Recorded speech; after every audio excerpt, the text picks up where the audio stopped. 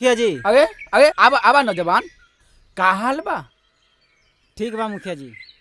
मुखिया हम तोहरा से एगो चीज मांगे आयल बनी। अरे मांगा बा खुदास, अरे में हाथ जोड़े का बात बा? मुखिया जी हम गौरी से बहुत प्यार करत तनी, हमके गौरी दे दे मुखिया जी। का मत ला अपना गंदा जुबान से हमारे बेटी के नाम। अरे नलायक, तोहरा के हम का सोचनी है? का निकल ला हमारा ही घर में हमारा इज्जत से खेल गया। शायद तोहरा के पता नहीं थे कि प्रेम सबसे हमारा कितना नफरत बा। मुखिया जी हम गौरी के बहुत खुश रखब, ओकरा के कौनो कमी होके ना देब, जिंदगी के सारी खुशियां ओकरा कदमों में लाके रख देब। ये गरीब के वादा बा।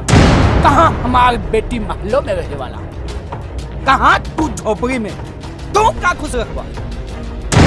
हम गरीब जरूर बानी मुखिया जी, पर बेईमान ना। हम गौरी के बहुत प्यार से रखब। प्यार से का भूख मिटेला? प्यार से का सपना पूरा होला? तोहरा खातिर बेहतर यही होई कि हमारी तिजोरी में रुपया के ढेर लगल बा, ढेर। जितना चाहे ले ला और दफा हो जाए यहाँ से। बस मुखिया जी बस, पैसा पैसा पैसा का मर्जी बता, पैसा साथ जाई जाई मुखिया जी, जाई ना जाई। अरे खाली हाथ आइला हा, खाली हाथ जाइबा, कुछ ना पाइबा।